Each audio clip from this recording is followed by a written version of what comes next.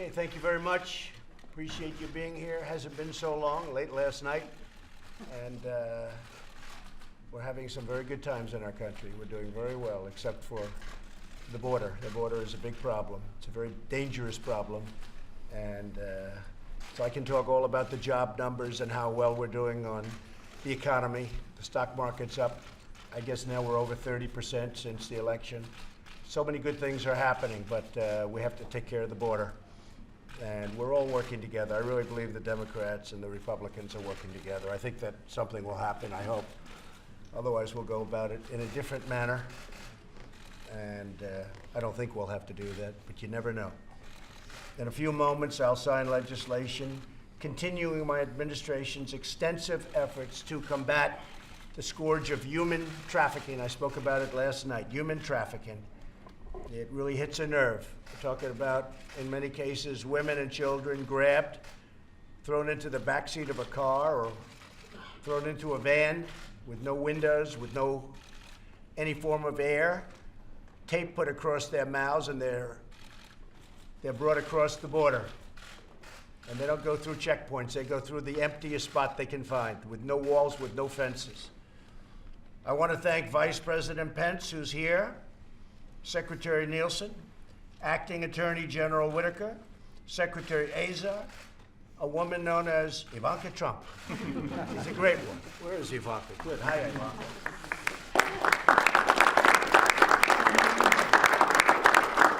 She's worked very hard on this. This is very close to her heart. Deputy Secretary Sullivan, Administrator Green, Acting Director Vitello, Assistant Secretary Johnson, and Ambassador Richmond for being here today. It's a group of people that has really, really worked, and they worked hard. I also want to recognize a great friend of mine, a man who's done so well and so popular in the state of Ohio, Rob Portman. Where's Rob? Great job, Rob. Appreciate it. And Senator Chris Coons, who on occasion we disagree, but I actually like him. We pray together, right? So that's a good step. Representatives Michael McCall, my friend, Susan Brooks, Ann Wagner, and Chris Smith. I signed Representative Smith's anti-trafficking bill yesterday. That was just signed, and I want to thank you very much. You worked hard on it. We all worked hard on it. Anti-trafficking, just so we understand, human trafficking now is bigger worldwide. This is not a U.S. situation. This is a world situation. Because of the internet, far worse than it ever has been. You would think that was an ancient form of criminality. It's not. It's a very modern day form, and because of the internet, what they do with the internet, how they find people through the internet, is disgraceful. We're also honored to be joined by many from law enforcement who fight this heinous crime every single day. Finally, I want to thank the inspiring advocates and survivors, and we have numerous of them with us, and maybe they'll say a few words. My administration has made the fight against human trafficking one of the highest priorities. Today's bill marks the fourth robust piece of bipartisan legislation, and it is bipartisan, I have to tell you. The Democrats have been great, that I've signed. In just the last few weeks, we have a couple of others here that are already signed, having to do with the same situation. Little different, but all related.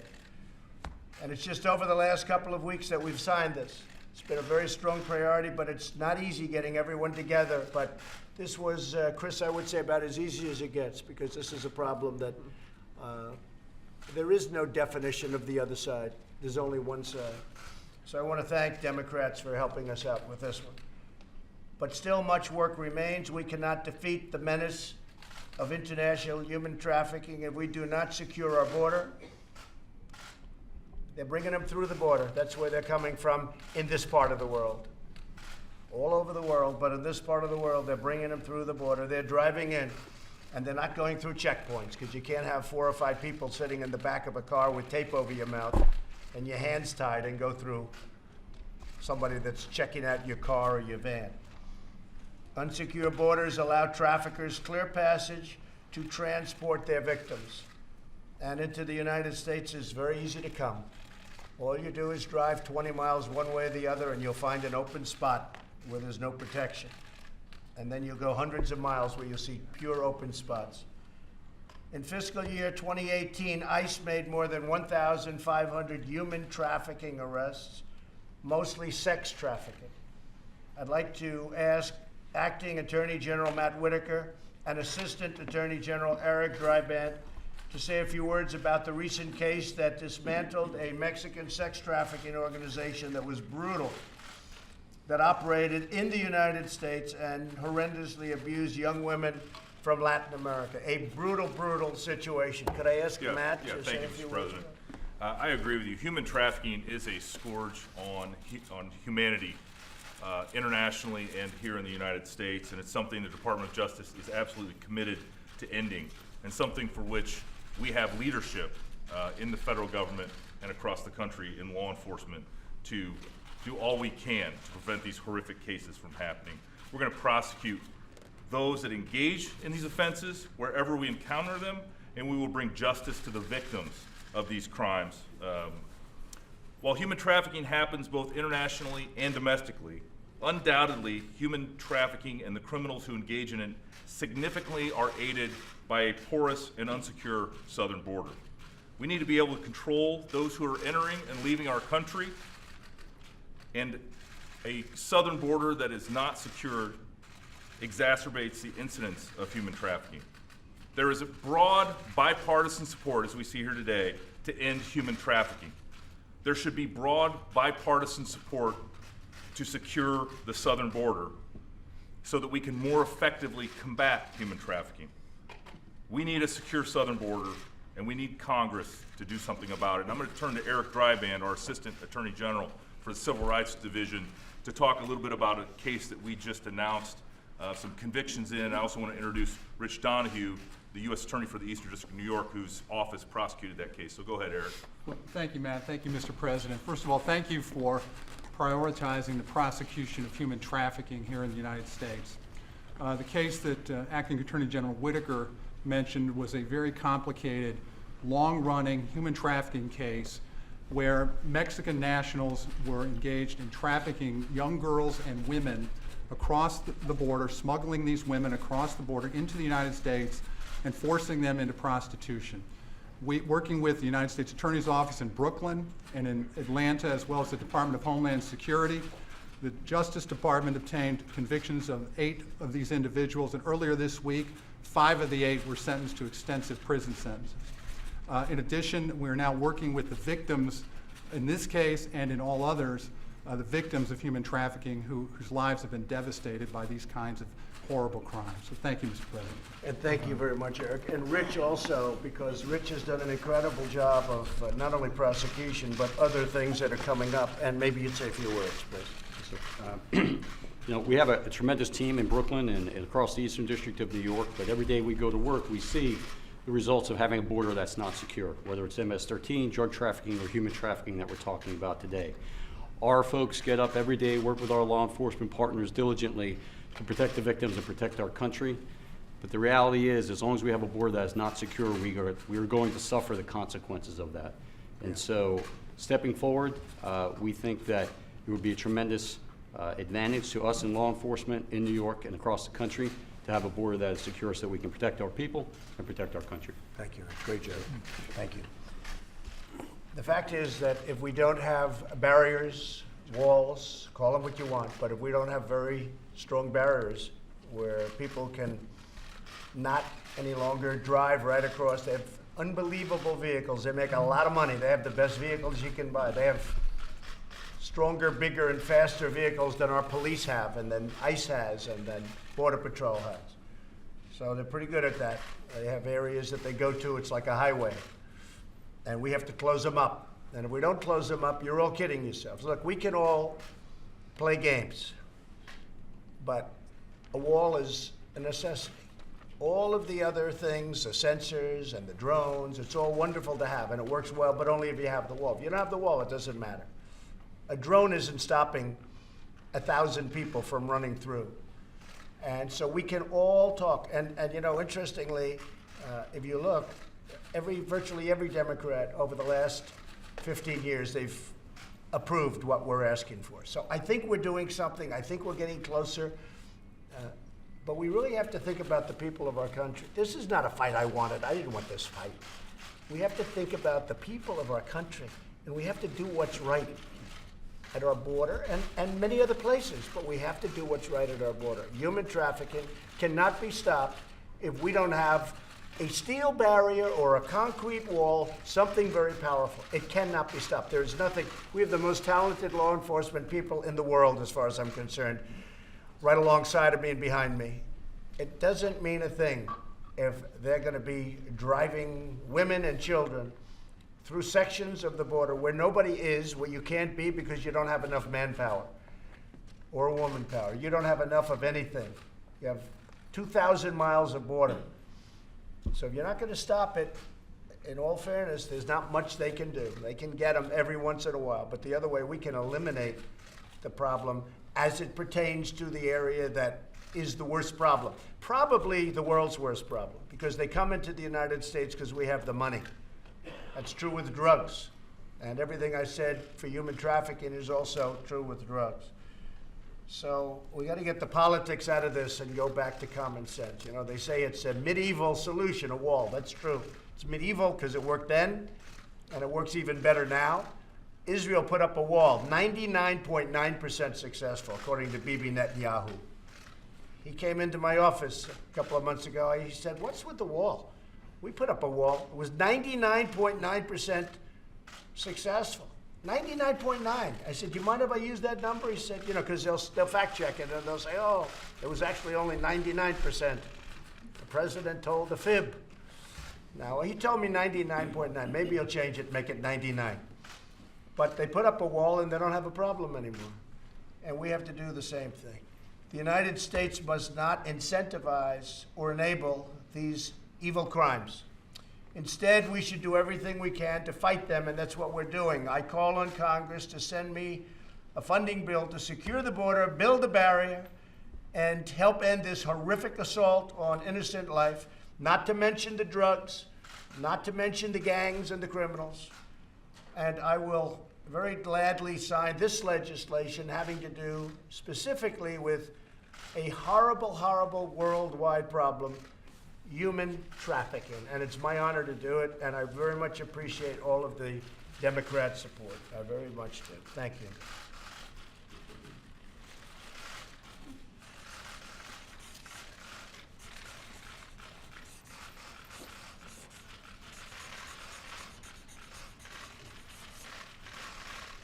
Okay. Hey, John, I'll get this to a Democrat. We're going to pass this around, John. We'll pass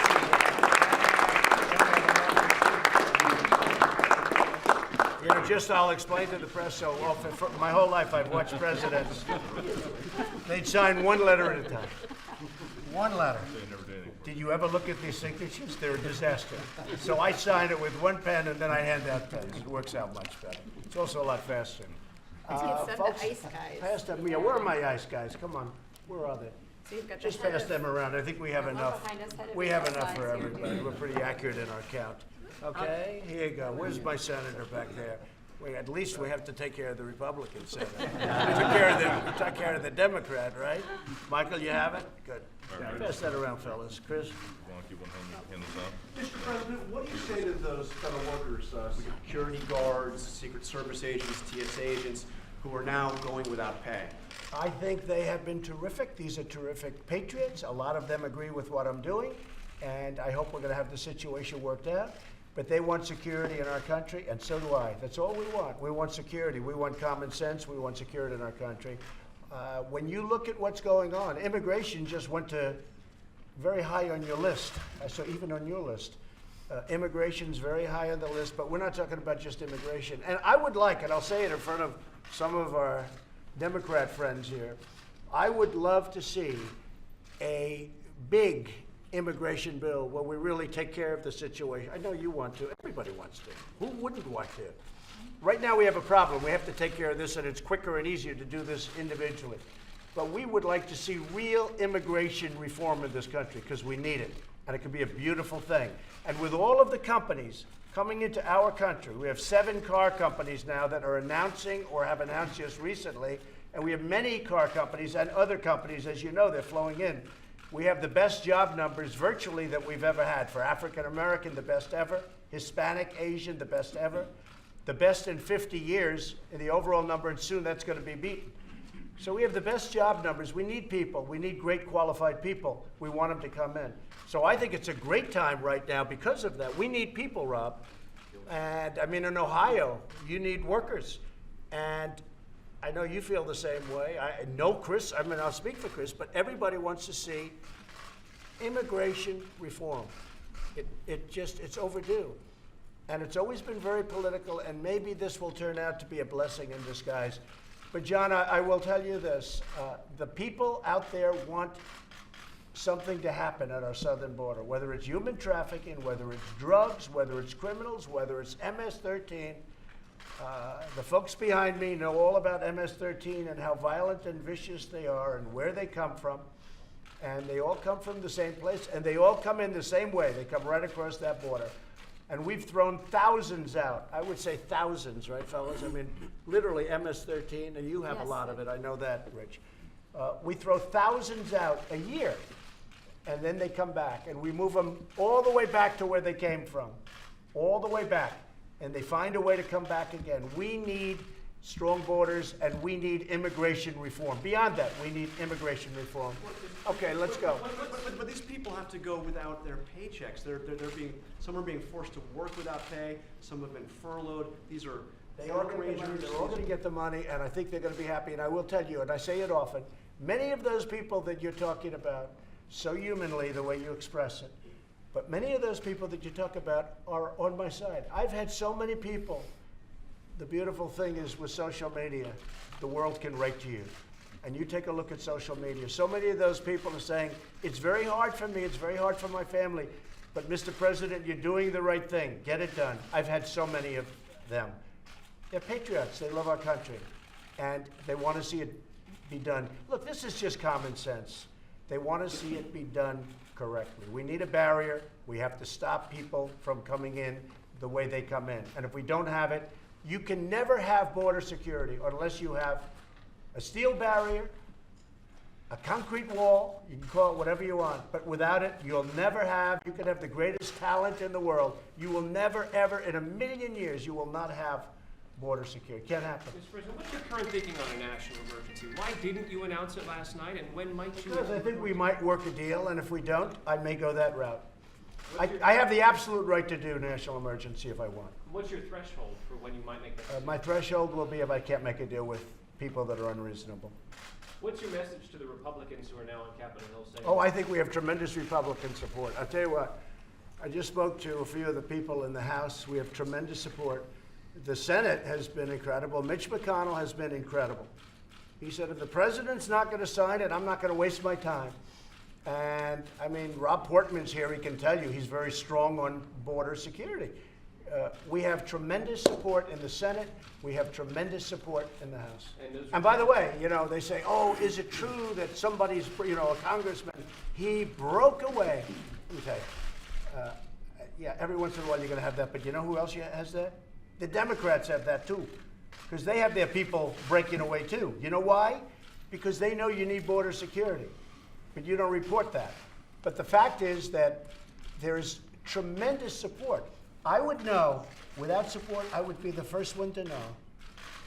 I may be the last one too, but there is tremendous support. Right now, if I did something that was foolish, like gave up on border security, the first ones that would hit me are my senators. They'd be angry at me. The second ones would be the House. And the third ones would be, frankly, my base and a lot of Republicans out there and a lot of Democrats that want to see border security. Okay, what else? Any questions? So why not sign the other bills, though, so some of these workers can get paid, the government You can think I should do that? Yeah, No, do you think I should do that, John? I mean, it's not for me. I mean, to I say watch that. your one-sided reporting. Do you think I should do that? Hey, John. No, seriously, John, do you think I should just sign? Well, the argument tell is me, made tell you me. sign these bills that have nothing to do with John, border do you think I security. should just sign?